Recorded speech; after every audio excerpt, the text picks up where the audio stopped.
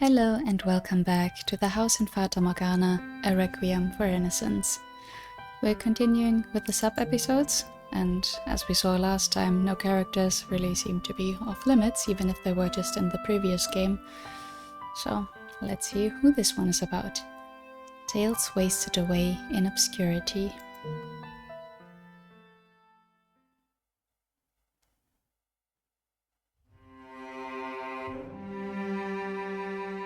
The vast majority of happenings in this world are not recorded in stories. Either they're too trifling or adding no meaning to our lives. These facts of life are coldly cast aside, with only the tiniest sliver deemed worthy enough. Each day we relentlessly discard unnecessary fragments of our lives, fragments forever lost to the ether. Tales afforded not their moments in the limelight, left to waste away in obscurity. Please pause if you want to read the long text. A slow-killing poison, defectives, the painting's ramblings. What? Are there sub-episodes within the sub-episode? Okay then, a slow-killing poison.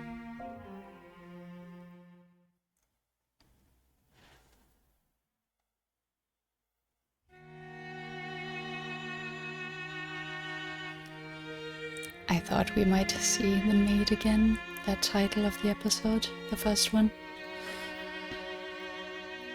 The maid spoke little of what happened after the white-haired girl's disappearance in the era of roses, for she believed the rest of the tale insignificant, of no value to share with her listener, the white-haired girl herself. Thus, her role as storyteller ended with the girl's departure from the stage. And while the other characters' stories continued on, they were cut from the script, afforded not their moment in the limelight, left to waste away in obscurity. 1. A slow-killing poison. Arthur Baldwin was vexed. Shortly before they were to be married, his engagement with Nellie Rhodes, eldest daughter of the Rhodes family, had been broken off. He understood well enough why it had happened, and had it been his decision, he likely would have made the same one. So Arthur's dissatisfaction lay not with the dissolution itself, nor did he bear any fault in it. His bride-to-be had simply been gripped by madness. I hear she attacked an Abigail. Oh, I was told she took one of her eyes out. Even worse, she killed her. Those are but rumors, my dear. The truth is so much more dreadful. I used to work at the Rhodes Manor, you see. And the young lady, she... Initially, Arthur was skeptical of what people were saying. He assumed the tales were being exaggerated as they spread. But when the head of the Rhodes family came personally to deliver reparations and formally nullify the engagement, he gave Arthur a rough overview of what had happened. It was apparently true that Nellie had assaulted an Abigail, and it was true that she spent most of her time in her room now, looking pale and sickly and drained of her spirits.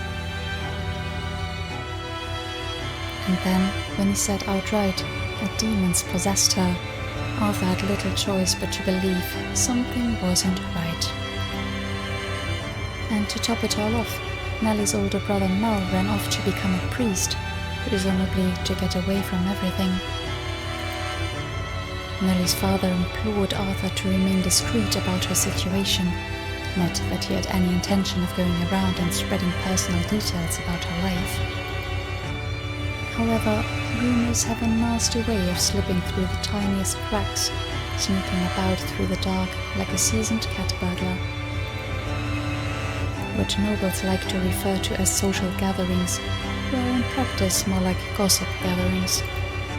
And in short order, the Rhodes family's eldest daughter was the talk of high society. Incidentally, the painter whose downfall eventually culminated into this tragedy was also strangled by the noble grapevine. though Arthur had no way of knowing as much. Perhaps the painter's curse extended beyond the girl's hair color, and the Rhodes family was destined to be brought to ruin by the gossip of their fellow aristocrats. Poor rich people, eh? One evening, Arthur decided he would sneak into the Rhodes manor. He had requested visitations with Nellie on numerous occasions, but been turned away every time. "She's in no condition for company," was what they kept telling him, which left him no choice but to see her uninvited. The aroma of the roses seemed more overpowering at night than during the day, and he wasn't sure whether it was just his imagination. The nagging irritation it caused in him was, however, not only in his mind. Arthur instructed his coachman to wait on a street a little ways out, and made the rest of the way to the manor on foot, entering through the garden. As he waded through the sea of roses, he clenched his teeth. Arthur preferred restraint when it came to both gardening and girls. What am I doing with my life? How did I end up here, sneaking about trying to find that obnoxious little girl's room? You're calling her obnoxious, but yet you're like making the effort to go there uninvited? Okay. Arthur had few pleasant memories of this rose garden. The Rhodes and Baldwins had a long history, so as a child he would often find himself left here to play while the adults did business. It was him, Nellie, who could never seem to stop hanging off her brother, and Mel, the textbook definition of a well-behaved aristocrat boy. Not once had he managed to step into the siblings' private world. There was only room for the two of them, leaving Arthur stuck out there all by himself. The best he could manage was a little teasing now and then. For example, saying her hair looked like the color of fallen leaves. "I never asked for this engagement anyway. Who would even want to marry a girl who thinks herself some kind of princess? Not me, that's for sure. But still." He had known her practically his whole life. Of course he was going to be curious when people were saying she had gone mad or been possessed by a demon. Okay, that makes more sense. He was just curious, he told himself as he drew nearer to Nellie's window. The curtains appeared to be drawn. He couldn't see anything inside. So he crouched down to pick up a few pebbles to toss over the veranda. A few soft taps rang out in the night before the curtain finally shifted. A few moments later, a young girl stumbled out into the moonlight. Despite already knowing the answer, his first thought was, "Who is that?" He wanted to smack himself, but at the same time it was hard to deny the discrepancies between the girl standing there and the girl in his memories. The moonlight seemed to give her flaxen hair a ghostly bluish tint. It fluttered in a passing breeze, and Arthur felt something about her he never had before. "She's so pretty." "Whoa, slow down. What's wrong with you? Pretty? That self-centered, spoiled little brat?" There wasn't a trace of the rambunctious Nellie he knew to be found. She stood there by the veranda's railing, gazing vaguely off into space like a pensive spirit. It wasn't at all what Arthur had expected to see when he came calling. He assumed she would be nothing but skin and bones, haggard and unsightly. "Now, Lady Nellie, do you not think it rude to not at least greet me? We were engaged, as you might recall." Her eyes still unfocused, Nellie turned her gaze down toward where Arthur stood. It was a reaction, but still he felt as though she had snubbed him, which did little to alleviate the irritation building up since he had arrived. Look, it's like a scene right out of your beloved Romeo and Juliet. Not that I'm here enthusiastically, of course. Mumbling complaints to himself, Arthur climbed a nearby tree, leaping from a branch onto the veranda. And there she was, within arm's reach, but as distant as ever. Still he could see nothing in her eyes. Hello? Say something already, would you, Nellie? Perhaps she really had lost her mind, just not in the way he had been led to believe. Arthur spent a few moments pondering how to proceed. He didn't consider himself a model gentleman like Mel, not even slightly, but he wasn't so crass as to laugh it off either. You certainly are quiet tonight, aren't you? I'm not sure how I'm supposed to act when you're like a completely different person. Every time you open your mouth, I want to sew it shut. You're always complaining, nothing's ever good enough for you. But right now, I just want you to say something. Anything. How am I supposed to know what's going through your head if you don't tell me? Or is there just nothing at all? Nellie's gaze glided past Arthur and to the rose garden behind him. Nellie, are you listening to me? He tried again and again to get her attention, calling her name, waving his hand in front of her face, gently tugging on her hair. But all his attempts were fruitless. She simply stood there, lifeless, a well-crafted doll. He wasn't sure exactly how to describe how he felt. Slightly unsettled to start, a bit of pity to go with it, and a great deal of something yanking at his insides. Arthur had few pleasant memories with the Rhodes. That didn't mean he wanted to erase his past with them entirely, though. But looking at her, this empty shell, he felt almost as though those days were disappearing with her. How irritating.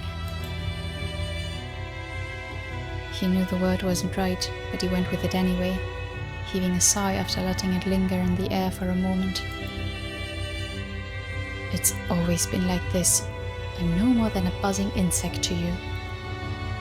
I can't stand this dreadful rose garden.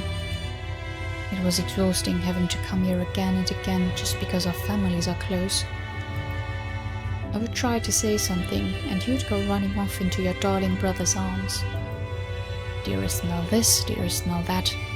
Is that all you know how to say? And he would just give you a half-hearted smile and pretend to be sorry for not paying attention to you. Arthur looked out over the garden as well. He was more talking to himself than he was to Nellie. I'm sure you don't remember, but one time I even brought you flowers. What were they? Some kind of anemone, I think? But you wouldn't take them. You said the roses here were prettier, so you didn't need my flowers. What a miserable day that was. But standing beside the silent spectre, melancholy overwhelmed any anger or frustration he might have otherwise felt. Perhaps it was because nothing he said managed to elicit any reaction out of her. Or perhaps because he wished he had come out and said this all sooner. Unless expressed, feelings merely fester. I don't care one bit about you, and I mean that. It's only ever been about doing what's best for my family. Of course, Nellie was a perfect example of why you couldn't let everything out either. Gossip spoke not only of her attacking on Abigail, but of her destroying her relationship with her brother. And that was likely what had done the most damage. Knowing what he knew of Nellie in her younger days, Arthur had little trouble believing what the rumors said. That her affection for Mel went far beyond simple familial love. It was for my family, but that doesn't mean I wasn't going to try to get along with you. You probably don't believe me, since I certainly never acted like it, but I genuinely did want us to be on good terms. It's just, you had to be the one who changed first. You were always treating me like I was worthless, like I meant nothing to you. Not like any of that would have even left an impression in your one-track mind, of course. But that's why I wanted you to take the first step. I'm not some wise old monk who can just turn my frustration off on command. Arthur let out another sigh. Do you think anything would have gone differently if I could have been more grown up? A gust of wind blew through, sending up a flurry of rose petals, carrying them past the two of them and through the velvet curtains into Nellie's bedchamber. A faint smile crossed her lips. Arthur could only guess at what was going through her mind, what was reflected in her eyes. In her room, he could see several pairs of small children's shoes, a doll with its hair all neatly made up, a pile of sheet music drawn up for her by a respected composer years earlier, and toys carved from wood. It was like he was looking through a window into the past.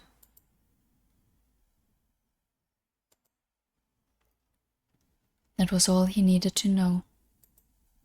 He could have treated her like the princess she thought she was, and she would have gone down the same path. Nellie's eyes were on one person only. Arthur wasn't even a shadow in her peripheral. Your brother's still smiling for you in there, isn't he? And that was all she needed.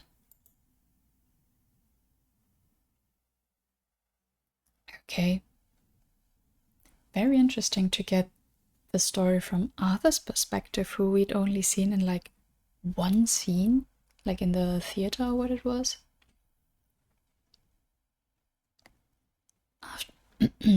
After that night, Arthur stayed away from the roads and never mentioned the siblings again. It was the best thing to do, he thought. He had his own life to worry about. But fate wouldn't allow him to avoid hearing about the family from time to time. About 4 years later, Nellie, who had apparently fallen ill, passed away at the young age of 18. The Rhodes held a small funeral service, which Mel did not attend. Arthur couldn't even begin to imagine what he, her brother, felt about it. But another 3 years later, Mel followed behind her.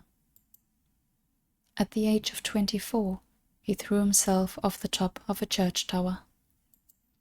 According to those near him, he had been acting unusual in the months leading up to his death, claiming he could hear a woman's voice talking to him. If he had taken his life out of grief, 3 years seemed like too long of a gap. Perhaps it had built up over time, and that was how long it took to reach the boiling point. But that's not how it felt to Arthur. It felt like Mel had been guided there by a higher power. Or maybe pushed. And there was one strange detail. He had died at exactly the strike of noon, as the bell rang its 12th toll.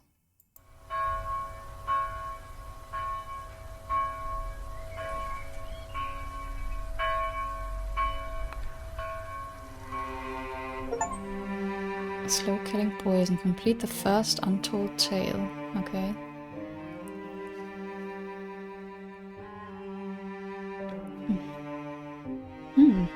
Yeah, interesting angle to take here.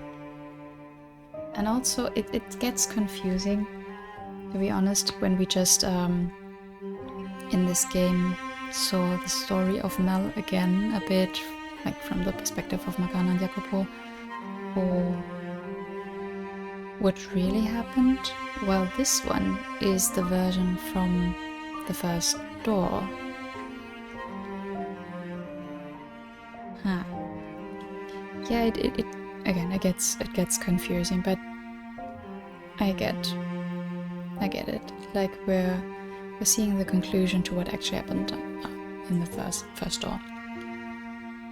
Is it? So is defectives gonna be the second one then? Let's find out. 2 defectives.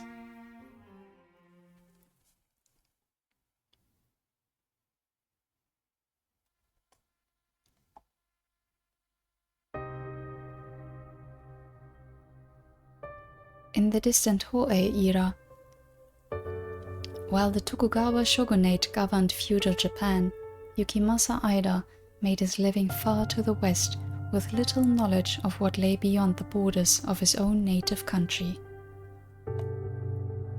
Yep, that answers that. So we're getting some more closure on the 3 doors. The land of the rising sun was an isolated nation, turning nearly everyone away save for traders from a few specific regions. And those restrictions applied equally to Japanese who had departed the country before they were put in place. Yukimasa was a 3rd-generation emigrant, having never once set foot in his homeland. And for that reason, as a child, he held a great adoration for the glorious nation described by his grandfather. And he was particularly fond of the katana passed down to him by his grandfather. Though it bore no name, the blade had a curiously bestial glimmer that entranced Yukimasa at first sight. The katana had belonged to Yukimasa's grandmother, but she had passed away before he was born. His grandfather described her as a skilled swordswoman, slight in frame, but easily able to take down several men more than twice her size. After his grandfather passed and bequeathed onto him the blade, Yukimasa would from time to time see phantoms of a young woman drenched in blood. She had sharp, narrow eyes like him that looked more like his than even his parents. He felt almost as though his own reflection had stepped out of the mirror to cut him down. Or like there were a pair of killers standing shoulder to shoulder. With each recurrence of the illusion, it took root even deeper into his soul. And Yukimasa grew ever more certain that one day he would cross over into her world. That he was simply holding in his true nature. That the beast dwelling within would break loose eventually. This tale, however, is of a time when he was still more man than beast. 2 defectives. Did not expect that. We're getting really some more background on him. Interesting. In the wake of framing and killing 2 crewmates for smuggling Spanish silver, Yukimasa was having something of an identity crisis. On both occasions, he had been smiling during the act, at least according to those who had seen him. If what they said were true, he wasn't conscious of it, but he didn't particularly doubt their words either. It was, in all likelihood, true. He had killed 2 men and enjoyed doing it. What unsettled Yukimasa most, though, was that his initial reaction was, "I wonder what I'm going to become." Not a moment's concern for the men whose lives he had stolen. Once their still warm bodies hit the water, there was that. He held no nostalgia for the months they had spent out at sea together. He didn't care what kind of men they had been, or how much their families might grieve over the loss. Yukimasa wondered if that made him narcissistic. The lack of interest in anyone but himself seemed to fit the bill, but he didn't actually feel like he held himself in very high stature. He simply had this vague awareness of himself as a twisted, unsightly creature. On that day, the ship stopped up at a small port town to replenish supplies and give the crew a few days to stretch their legs. They were still about 2 months out from Amsterdam, where his beloved awaited his return. It's interesting. And I'm just remembering now because I know that someone commented before that Pauline was from Netherlands.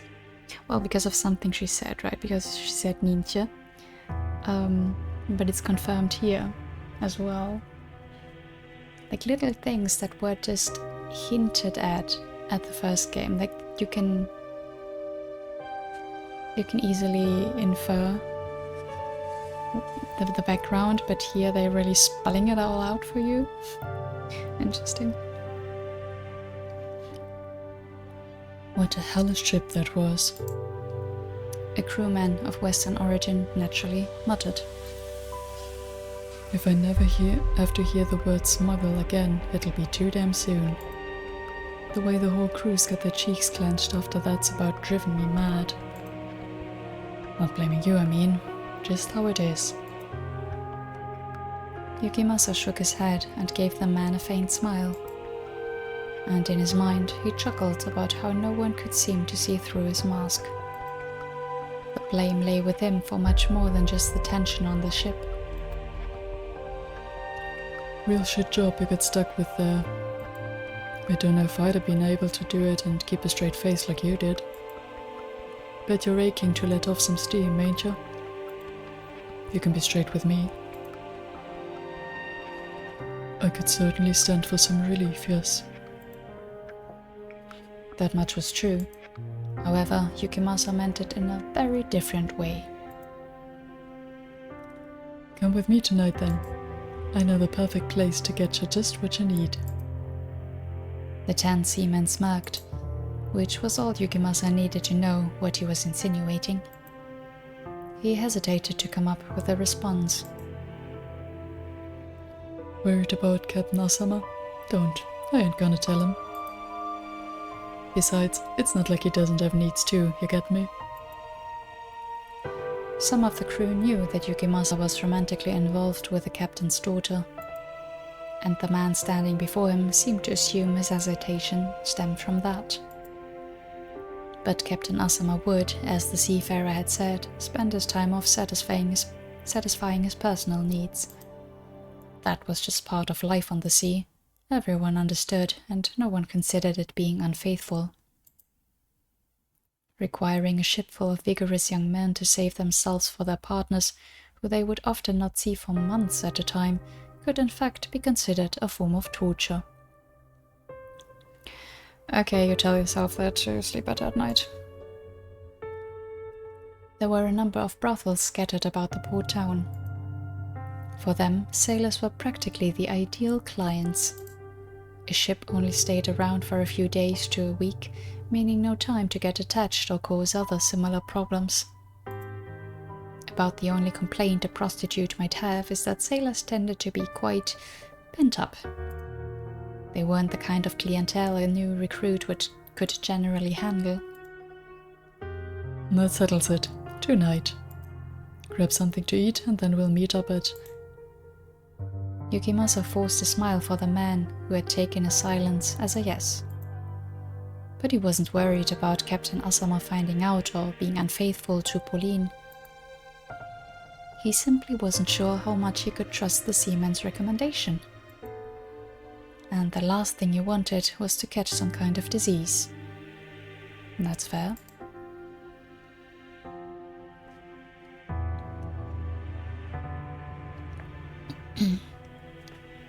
Yukimasa was paired up with a skeletal girl with faded brown hair, which he had done up so much it only served to emphasize the lack of anything anywhere else on her body. This is your idea of the perfect place. He couldn't deny his disappointment at his assignment, who boasted absolutely nothing of what he sought in a woman. In fact, he was afraid he might snap her in half. As the other pairs heated up beyond the thin curtains, Yukimasa's interest plummeted. If a woman tried to seduce him, he would act in accordance with his base instincts, but otherwise, Yukimasa didn't have a particularly strong libido, so... You're not into this at all, are you? No, I just... It's fine. You're not going to hurt my feelings if you want to trade me for another girl. I used to have a few regulars, but these days I've got nothing. Sooner or later, they're going to toss me out on my ass and I'll have to resort to back alley quickies to make a living. You're the customer. You've got every right to complain to the manager about drawing the short straw. She sounded like a woman hanging from her last thread. I'm not going to cause any trouble for you. Well, aren't you sweet? Your loss, she said with a snicker.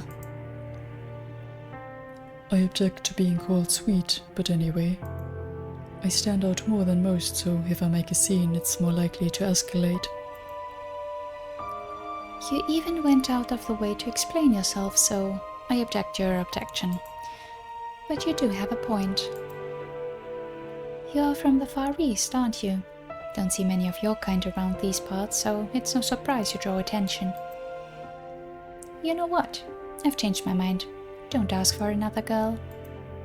Clients like you only come around once in a blue moon, so I'd rather not let you go. Let's both avoid making a fuss and stay here together. You make it sound like I'm some kind of exotic animal. You're cute when you scowl.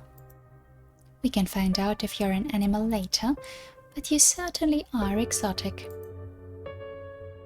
You're not even going to pretend this is a business exchange anymore, are you?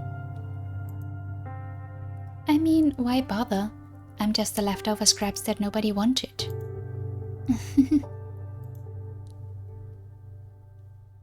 There was something oddly charming about her gleeful laugh, combined with a stream of self-deprecation. Which would have been less of an issue for Yukimasa had he become physically intimate with Pauline yet.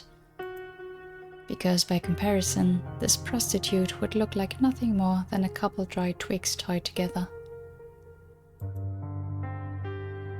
But he wouldn't be able to see Pauline for another couple months. And he was beginning to think this girl might just do the trick for now. The ship was scheduled to stay in port for about a week. Although they would have to spend some time moving cargo on and off the boat, the stay was, by and large, a recreational one. It was early afternoon, and while much of the crew had gathered together to go drinking, Yukimasa was taking a relaxed walk along the shore.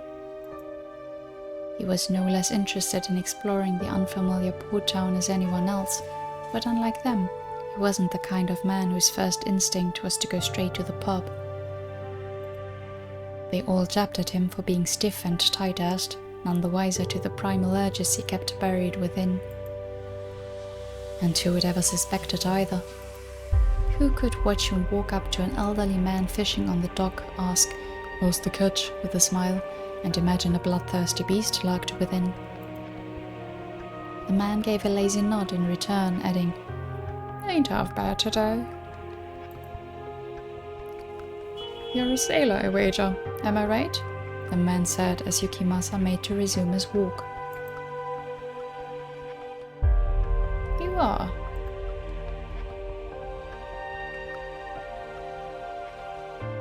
Wait, am I right? You are, okay. "Well, a warning for you then, outsider. You'd do best to stay away from any back alleys after dark. It ain't safe at night, nohow." Yukimasa gave the man a half-smile, feeling somewhat patronized by his warning. He was plenty capable of discerning where the dangerous parts of town were, and he was confident in his ability to defend himself if someone tried to attack. "There's already been several victims." Yukimasa froze. As in, murders? "Killed dead undead. And they still ain't caught him neither." Wouldn't want any of our guests to end up next on the list. Out of curiosity, how does he kill? The old man turned his gaze down, his face becoming a shadow against the clear blue ocean stretched out behind him. He dismembers him. Hard to imagine, eh? Cutting a person into a bunch of pieces.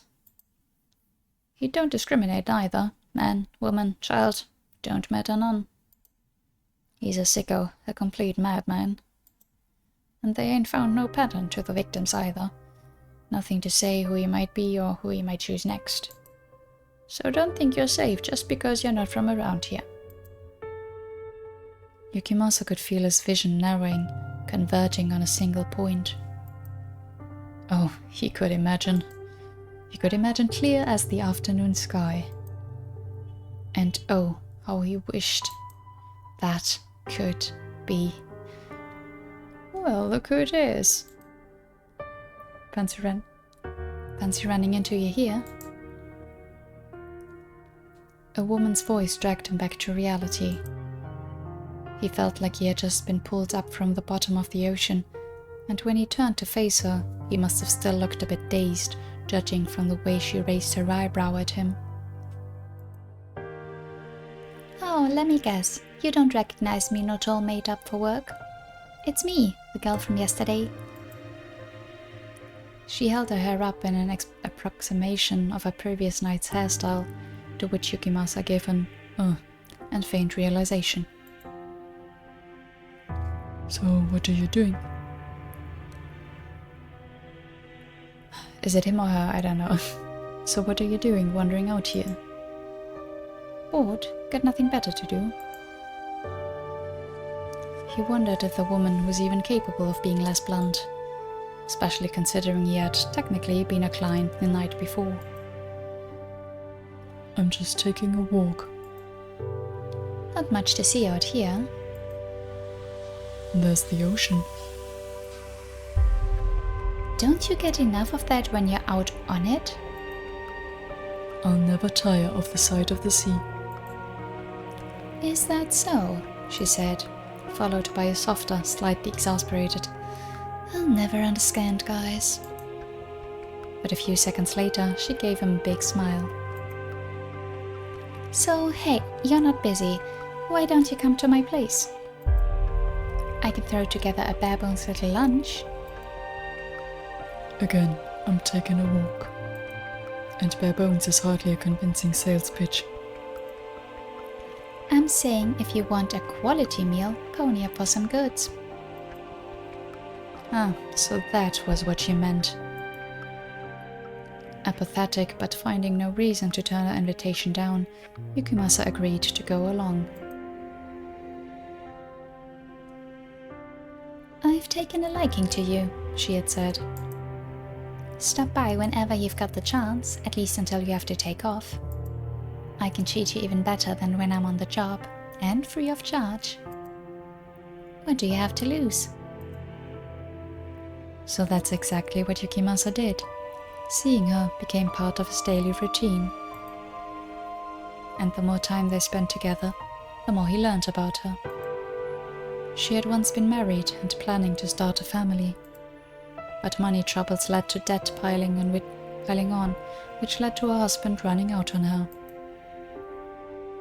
And with the entirety of their debt on her shoulders, she had to start working, which was how she ended up at the brothel. As she told her story, Yukimasa showed a fair degree of sympathy, but took the whole thing with a grain of salt. If everything she said was true, she'd had a hard life indeed, but there was no guarantee it was. Yukimasa made certain not to be openly dismissive or skeptical, though, to play the good listener. And there was one thing he could be certain of, though. He felt a tiny bit of solidarity in the woman's solitude. The sense she was missing something. The sense she had a hunger. The sense she had a hole that couldn't be filled. The sense that she was defective. You know, we get on pretty well, don't you think? Maybe you could I don't know, take me as your mistress? She sounded like she was only playing around, but still he responded with, It's not wise to pair two defectives together. What's that supposed to mean? She said with a scowl. Yukimasa's ship was to depart the following day, and that evening the woman asked him to stay the night, to which she was unsure how to react. Don't you have work? I'll just say I wasn't feeling well. It's not like anyone wants me there. But don't you need the... I can survive taking one day off. I want to be with you. And with that, he could come up with no further objections. Regardless of what he did, he would be heading back out to the sea the following day, likely never to see the woman again. So rather than waste time debating her own life choices, it would be easier for everyone if he just let her do as she pleased. Tomorrow, none of it would be his concern after all. He agreed, and she gave him a big smile in response. I'm going to make you a feast tonight, she said. You're paying though. Yukimasa wondered if perhaps what she wanted most was to play like they were a real family. That was probably it. What she was missing in her life wasn't love or romance, but someone to sit around the table and enjoy a meal with. But that raised a new question. What happened after she'd had her fun? She found someone to fill the hole in her spirit, but it was fake and the hole wouldn't stay filled forever. Oh, I'm doing something terribly cruel to her, aren't I? There was nothing he could do about that anymore, though. Even if she were to ask him to stay, he didn't have that option. May I ask you something? He said. Yeah? How did it feel when you lost your family, your sanctuary? You sure know how to go right for the heart. I apologize. I don't want to think about anything that might bring my mood down. If you want to know what it feels like, experience it for yourself. Find yourself a girl and get her to run off on you. Seemingly taking his silence for discomfort, the woman let out a soft laugh and said, But I don't want you to have to go through that. Supper was a seafood stew. Hardly a feast, but there was a homely warmth to the meal. Something she had likely honed over the years. When a man is incomplete, missing a vital part of what makes him human, what becomes of him? Does he lash out? Does he lose the will to live? Does he forget what kind of man he is? Yukimasa didn't think he fit into any of those categories. In the middle of the night, Yukimasa silently slipped out of bed and made his way for the door. Wait! But he didn't make it 2 steps before the woman grabbed him by the sleeve. She must have been awake the whole time. There was no way she could have noticed him leaving otherwise. Don't do this to me. I've had more than enough of waking up to an empty bed. And I'm not going to let it happen again. Not this time. You may think sneaking off without a word is the cleanest way to end things, but you're wrong. Stay until morning. Let me say a proper goodbye. No, I wasn't. You weren't what? Of course you were. I don't care if you think of me as free tale for the week you're just going to forget about when it's over. I'm using you for my own personal satisfaction too. But the one thing I won't stand for is you just up and disappearing on me. You're not the one being left behind, so you don't understand how worthless and pathetic that makes you feel. It hurts. It hurts so much more than anything else you could do. Don't leave me. That was probably what she wanted to say more than anything else. The loneliness that had created the hole in her heart was making waves, and this was the real desire that lay hidden in her words. She didn't want to be alone anymore. I'm not leaving. I'll be back. There's something I wanted to give you, and I was just going to get it. And what would that be? It's, my way of showing gratitude. I think the word you're looking for is present. Yes, that. Her eyes were locked with Yukimasa's. She was staring through the darkness in an attempt to ascertain how truthful he was being. After 10 or 15 seconds of glaring, she let him go. I won't be long, he said with a smile. Is he going to get his katana and his things is ending her loneliness by ending her life? That's my assumption here. As he walked down the moonlit port, Yukimasa's mind raced. No one truly understands themselves more than superficially. Some say you know yourself best. Others say it's quite the opposite. The concept of the self is full of such uncertainties, contradictions. Yukimasa suspected he was suppressing himself with his self. So while he had a reasonable grasp on who his outer self was, his inner self was a complete mystery. And that fact sometimes sent a chill down his spine. Who was he? What did he want in life? Which self, which of his desires was the real him? Self, self, self, self. He felt sick. About 30 minutes later, he was back. Within seconds of him knocking on the woman's door, it was open. She must have been waiting there, anxious for his return.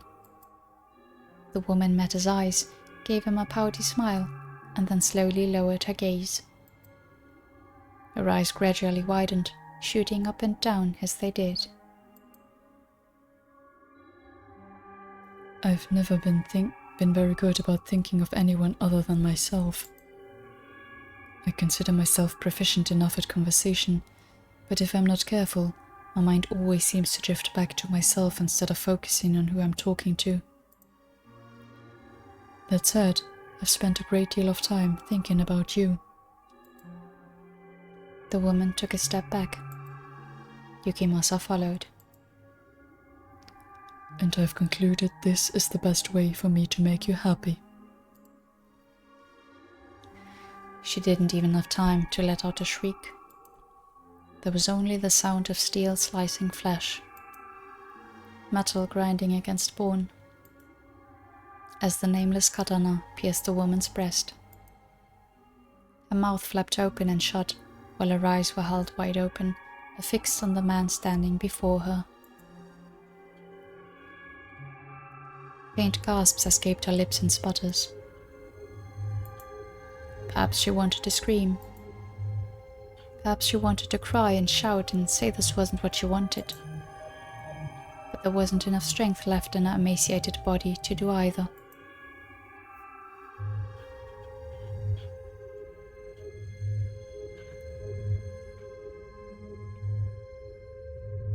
Sorry, just waiting for a car to go by that is blaring music. As blood spilled down the sides of her lips, she mustered the last scraps of her strength. And with it, she forced out her parting words, carefully chosen and enunciated to ensure he heard every last one. You pitiful man.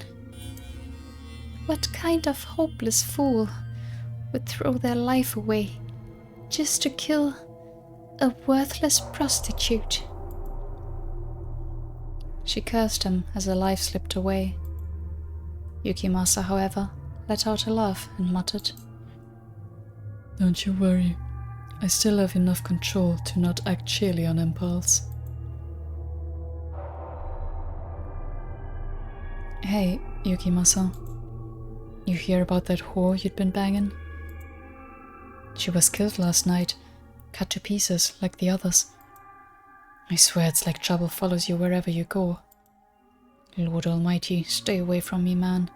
I don't want to catch the attention of whatever evil spirit's taken a liking to you.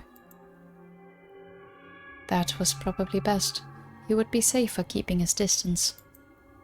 Yukimasa gazed idly out at the poor town as it faded out of view. He then turned toward the ocean. The vast, familiar blue expanse. The waves against the boat sounded vaguely like splashing blood. What an association. Can I ask you something, Pauline? Yukimasa said in the warm embrace of a sweetheart. Anything. What would you think if I were actually an unspeakably evil man? Huh? Where'd that come from? She asked with a smile, evidently assuming the question was in jest. Idle curiosity. Well, bad people come in all shapes and forms. What sorts of bad things would you do? How about committing murder? Deceiving people? The words that came from Yukimasa's mouth were not the ones he'd prepared to say, which came as a surprise even to him. Why had he not been able to say what he had wanted? What reason could he have possibly had? Did he not want to raise any suspicions? No, that wasn't it. Is being dishonest really evil? Sure, it's bad if you lie to cheat someone out of their money or cause them pain, but no one's perfectly honest with everyone they meet. I try to be straightforward and truthful as best as I can, but I'm sure I slip from time to time. So listen to me, Yukimasa. Pauline gave a wide, infinitely loving smile. Even if you have something to hide, something you're ashamed to tell me, that won't change how I feel about you. You've got nothing to worry about. Besides, I plan to be with you for years and years to come. You want to know what my life's dream is? I'd love to. My dream is to live out a long, quiet life with you.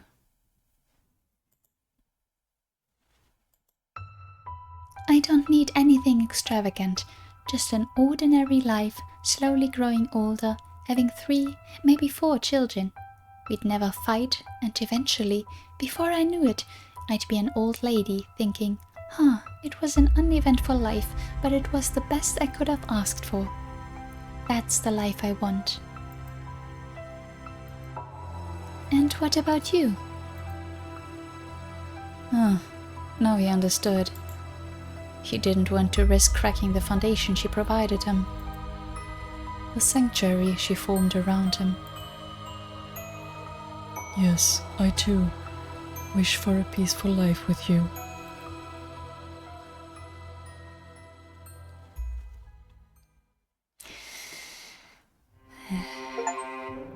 Detectives complete the second Untold tale.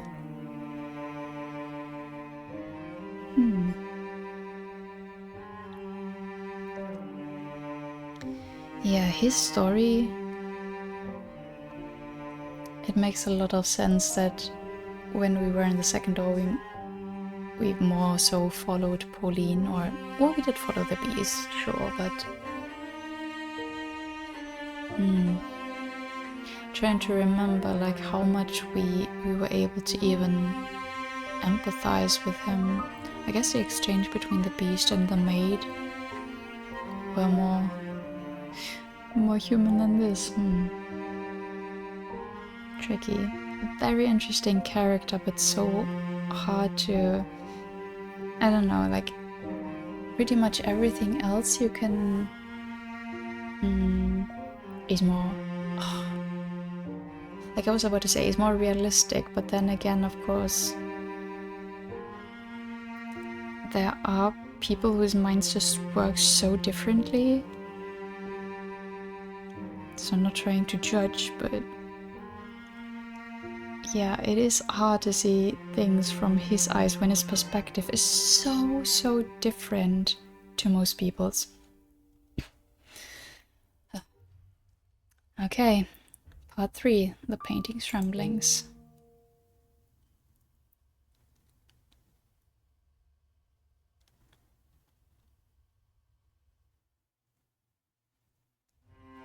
The painting's ramblings. Why, hello there, Giselle. Doing your rounds again? Such a diligent young lady you are. You could get away with cleaning this place once every couple decades and no one to be the wiser. What? You're not Giselle? That's someone else. Oh, no, You're just the maid. And who am I, you ask? Well, this is quite the pickle. What on earth could have happened while I was dozing off? You think you're just a maid, and you think you're the witch at the same time.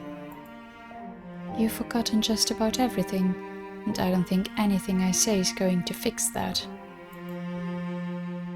You do seem a bit mellower now, and not so constantly miserable. Wasn't sure what to say to you before, or if I should say anything at all. So I didn't say much out of consideration for you. Not that you could really tell from looking at me, I guess. If forgetting takes some weight off you, then maybe it's for the best.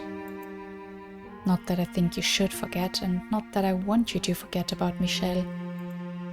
But I won't blame you for choosing not to spend God knows how much longer agonizing over it.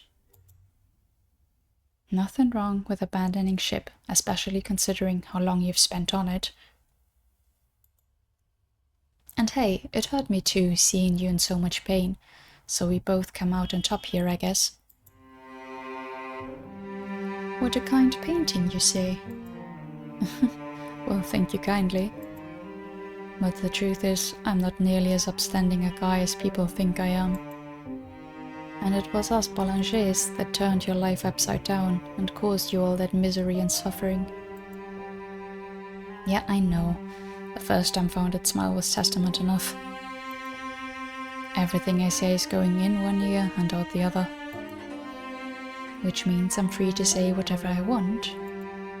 By the time tomorrow rolls around, you'll have forgotten all about the curious talking painting you chanced upon today.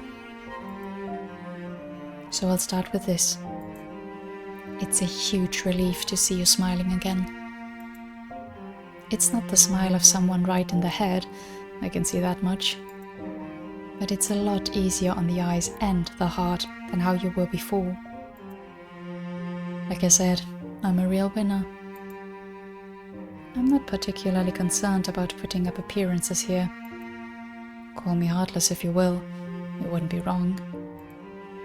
I'm not going to pretend I'm some saint, but at the same time, I'm not going to play like I'm a cackling villain either.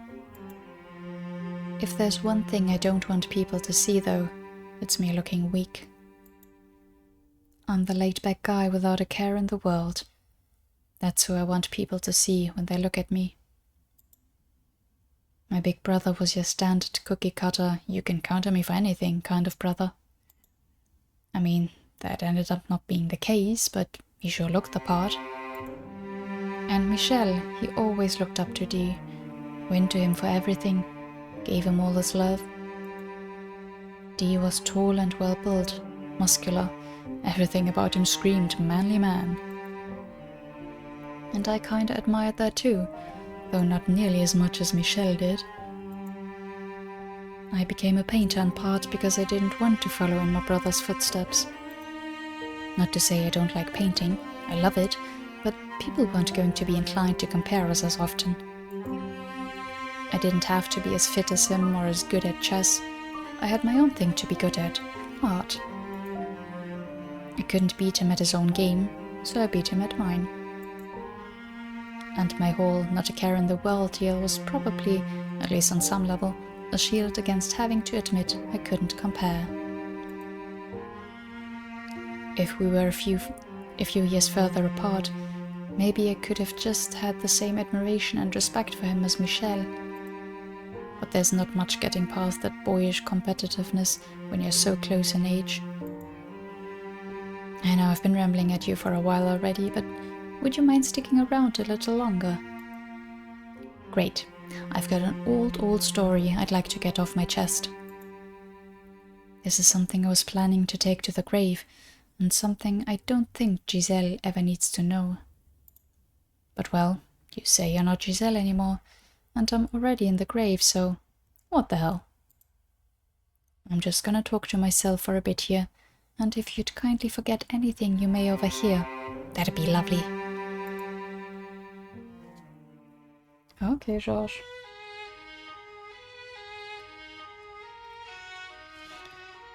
Back before I became a painting, I was the head of the Boulanger family, though I spent most of my time painting. It really wasn't the job for me though, a guy who half-assed his way straight through life, so I left all the businessy stuff to my wife, Aimée. Now she was a real capable girl. If she'd been born a guy, she would have made one heck of a diplomat. Possibly even caught the king's eye. Before we were married, she'd had a bit of a fling with Dee, which she felt real bad about later. Probably didn't help that I had a tendency to bring it up from time to time. Not all the time, just occasionally. But that aside, she was a faithful, hard-working partner. It didn't take long for us to become known as the dope and disabled bride, to which Aimée would always interject, "Georges is a very capable man, thank you very much." Now that probably makes it sound like I just shoved all the work of running the house onto her, but in truth, she wanted the job. She quite enjoyed it, and who was I to complain? It also meant I didn't have to deal with one of the family's more significant dilemmas. Namely, my mother. Not to be crass, but Mom was not quite all there. She'd always been a bit of a nervous wreck, and it didn't take much to set her off, but it was what happened with Michel that finally broke her. Mom had, I guess you could say, a very particular image of what she wanted Michel to be, and he ended up not fitting that image. Now you're probably thinking, that doesn't seem like such a big deal. But it is. I just can't tell you why. Michel has to be the one to tell you. Anyway, some bad stuff went down, and at the end of it all, Mom was constantly hovering over the edge. Dad gave up on her entirely, and I just wasn't sure how to approach her, so I kept my distance. Aimée was the only one in the family who would actively engage with Mom. So, while she had betrayed me once, I had come to trust Aimée again. Why do I have the feeling that that is a mistake? We had a couple kids, I turned into a doting father, and life was swell. All my problems swept under the rug. Mom's condition, Michel. I left it all to Aimée and enjoyed a pleasant, carefree life. But then Giselle, or I guess you're just the maid now. Not long after, Michel died. My oh my, you really aren't Giselle anymore, huh? So, back to my rambling. Michel died, and I get furious at Dee over it. But I keep coming back to that. You really deserve the brunt of the blame in that situation. It's nice and comfy to sit back and do nothing. You can throw blame around all you want. It wasn't your fault after all. You're not the one who killed him, you know. It wasn't long afterwards that Dee died too. Killed on the battlefield. I was told he died a very noble death, but I couldn't help but think he was in a hurry to escape. Listening to the news, I kept telling myself I shouldn't have snapped at them like that. I shouldn't have blamed them. Dee had to choose between protecting Mom or protecting our brother. They settled on Mom. He was too hard-headed to come up with a way to protect them both. Though even if he had, it was too risky. He served the church directly, and we were all under its thumb. If word spread that one of our own had supposedly sold his soul to the devil, that would be the end of the Boulanger family. I wouldn't have escaped unscathed either. Losing both of my brothers in quick succession crushed me. And as I started breaking down, it was, you guessed it, Aimee who comforted me. "It's terrible what happened, but it's not your fault." That was around when I began sensing something was off. I mean, she'd had a thing with Dee. You'd expect she would have been bawling her eyes out right alongside me. So why on earth was she so calm? But I didn't press her on it. I knew I wouldn't get an answer even if I did. And I also didn't have much of a right to question Aimee when I was pushing all my problems onto her. Doubly so, knowing that opening my dumb mouth was what had done this to Dee in the first place. And before long, we went back to our normal routine. About 8 years after Michelle's death, Mom was gone too, and the Boulanger family was down to me, Aimee, and our 2 sons. I had started teaching the boys how to paint, and I loved every minute of it. And then one day, I started feeling unwell. My fingers would get kind of tingly, such that holding a brush for long periods of time would hurt. So gradually, my time spent both teaching and painting dwindled, and even leaving the manor became difficult. At first, I just thought it was a little strange, nothing to be worried about. But then it started getting real bad, and I'd be stuck in bed for days at a time. We called a doctor to look at me, but he couldn't find anything wrong. Aimee said I must be overworking myself, and she made me these nice hearty meals hoping to bring back my energy. But my condition only got worse. A slow-working poison. Eventually, I started losing my appetite. But Aimee, she insisted I eat anyway, or I would never get better. So you know what I did? I tossed out the meals she made when she wasn't looking. I sent my younger boy out to town to buy me food in secret. And for a while, I ate that instead of Aimee's meals, making sure it looked like nothing had changed. And after a week or two, the tingling in my fingers started going away. That's what I thought. I could only laugh. Laugh and grit my teeth and cry my eyes out. I made a life with this woman, trusted her, and she goes and does this. Anger and sorrow were drowned out by raw heartbreak. My firstborn, he was getting to be about the age he could take over, which is why I had used my younger son to run errands for me. I couldn't be sure the two weren't working together. I was at a total loss. What are you supposed to do when your wife's trying to poison you to a slow death?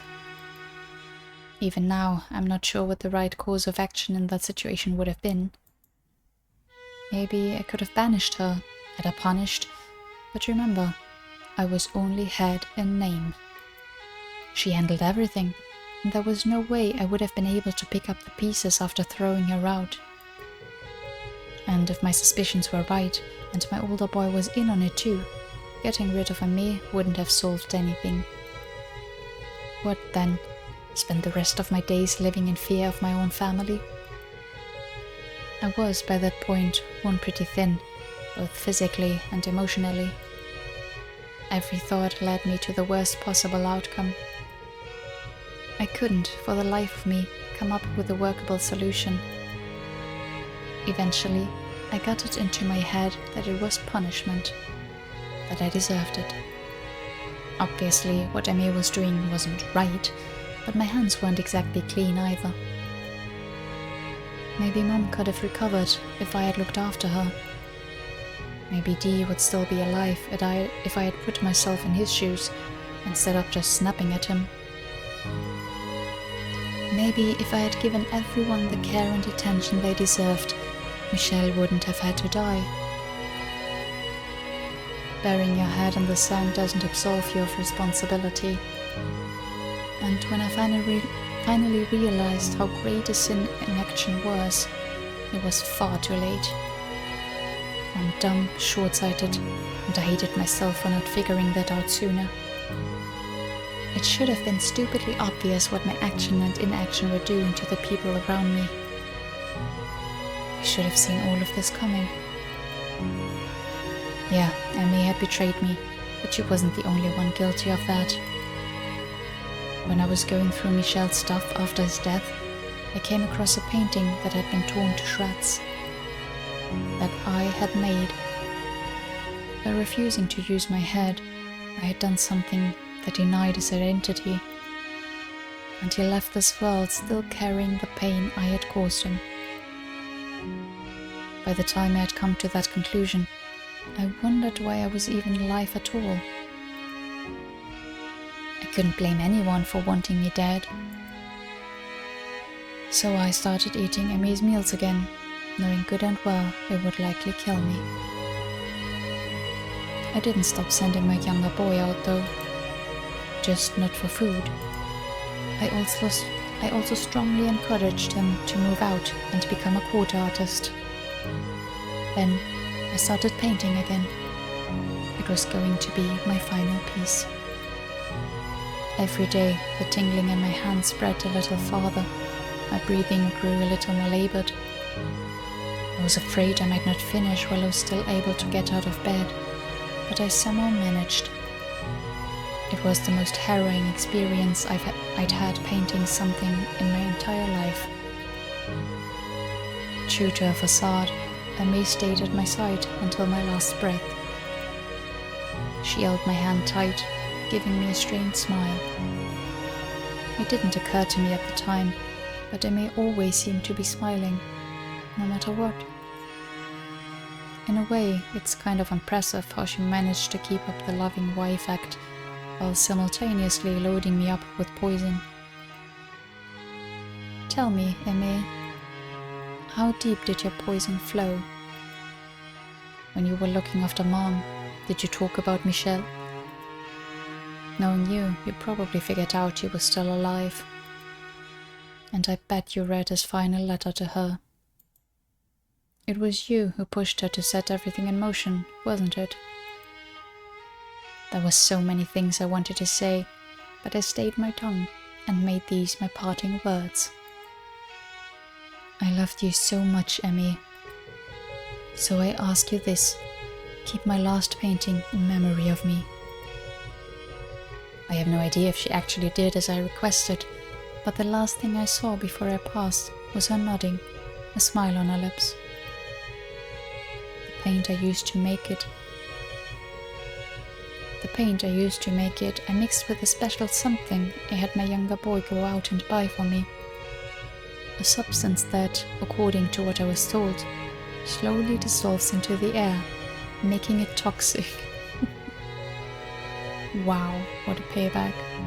And that's why the younger son should move out. What a long con.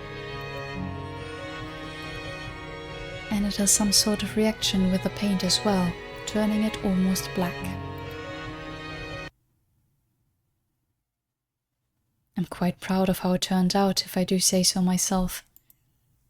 It was a gorgeous landscape painting. We knew that was a painting. I don't think anyone is surprised. Were you?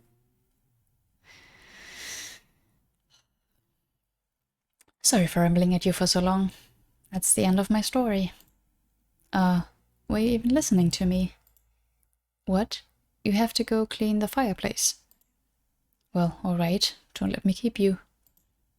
Just, please, make sure you forget everything by tomorrow, alright? I'm counting on you. I know, or even say anything, right? I wanted to tell someone.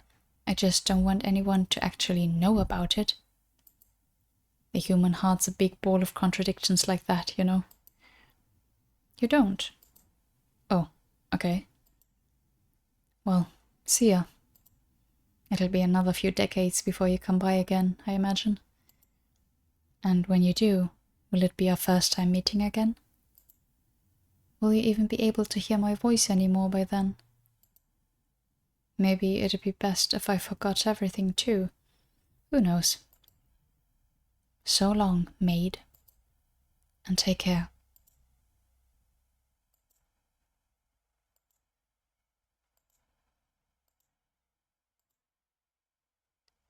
When an angel comes to judge me, how will his scales tilt? Towards forgiveness?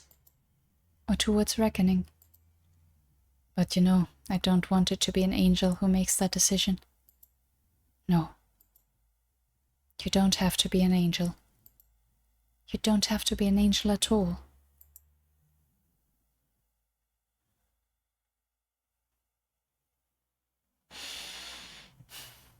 Oh, Josh. The painting's ramblings complete the third Untold tale. Yeah, and I guess that was the second sub-episode then. The Untold Tales. I'm wondering if a lot of these backstories, these expanding the plot of the initial game was already supposed to be in that and was just cut to make it no longer than it already was, or if this was added later on with this one, because it feels very seamless, doesn't it? Like there might be some, I don't know, if you have found some contradictions between the first one and this, let me know. I don't really see any, I don't think. And of course, I mean, with everything being, with a lot of it being like illusions, delusions, whatever, it's also hard to tell sometimes what really happened, what was just in someone's mind, what was part of Morgana's made-up world, so to say. But yeah, it expanding so much on that universe, on everyone's individual stories. Fascinating. I like it. I'm really enjoying it. But yeah, that was it for the second sub-episode, and yeah, thank you so much for watching. As always, I'd appreciate if you'd let me know your thoughts on this in the comments down below. And until next time, bye bye.